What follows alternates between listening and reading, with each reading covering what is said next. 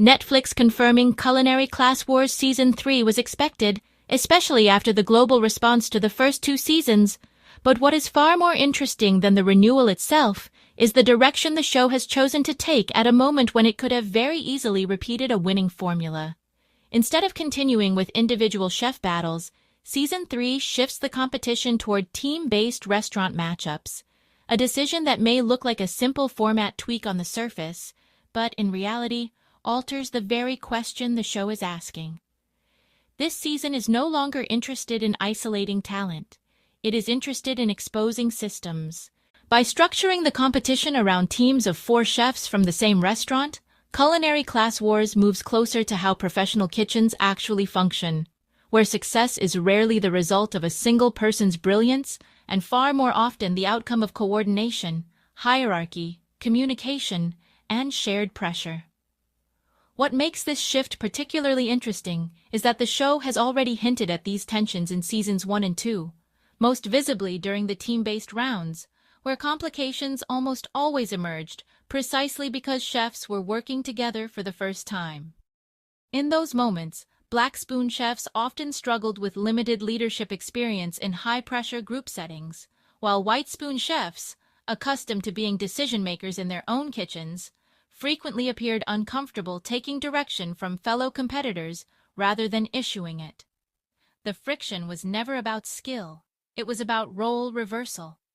Chefs who are used to giving orders suddenly had to negotiate, listen, and compromise, while others were forced into leadership positions without the structural support they would normally rely on in their own restaurants. Season 3 takes that temporary tension and turns it into the foundation of the competition. In earlier seasons, team rounds were difficult, partly because the chefs had no shared history, no established hierarchy, and no emotional investment in one another beyond survival in the competition. Season 3 removes that excuse entirely.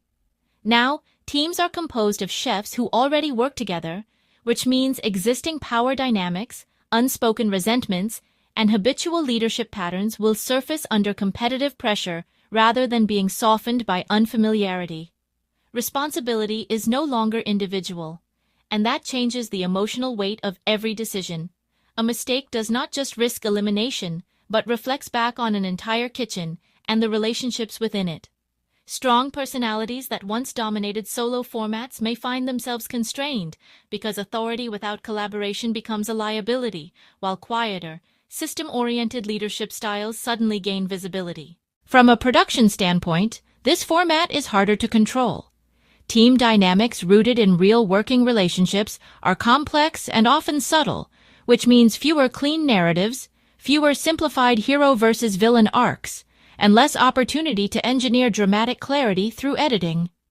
However, this difficulty aligns with what Culinary Class Wars has consistently done well, trusting viewers to engage with nuance rather than spectacle, and allowing tension to emerge organically rather than being imposed. The first 2 seasons unintentionally prepared the audience for this shift by revealing, during team rounds, that cooking under pressure is as much about hierarchy and adaptability as it is about talent. Season 3 does not abandon that insight, it commits to it. Online conversations around Season 3 reflect less interest in dramatic twists and more curiosity about how real kitchen hierarchies will hold up once competition pressure is layered onto existing professional relationships.